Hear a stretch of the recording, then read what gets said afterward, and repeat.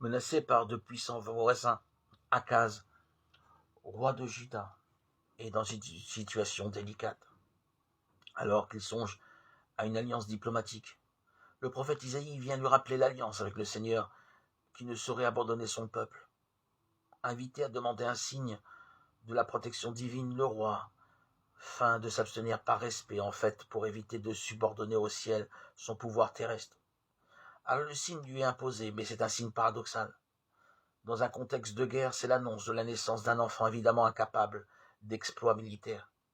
À l'époque, ce fut un prince pour le couple royal, mais la tradition juive puis chrétienne y ont vu un personnage bien plus éminent. Son nom est une promesse, Emmanuel, Dieu avec nous.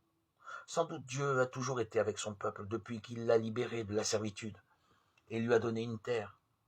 Mais avec les temps nouveaux, Dieu est avec nous en devenant l'un de nous. Son propre fils prend chair dans le ventre d'une femme, comme chacun de nous. La naissance virginale est le signe de l'intervention de l'esprit, mais c'est bien au sein d'une famille humaine ordinaire que Jésus grandira, rempli de foi et d'humilité. Marie puis Joseph n'ont pas besoin d'un signe pour accueillir le projet d'amour de Dieu et y collaborer par toute leur vie. C'est avec eux et grâce à eux que Dieu avec nous devient possible. À leur exemple, préparons notre cœur à accueillir avec émerveillement l'enfant du mangeoire, signe bouleversant et paradoxal de la puissance du salut.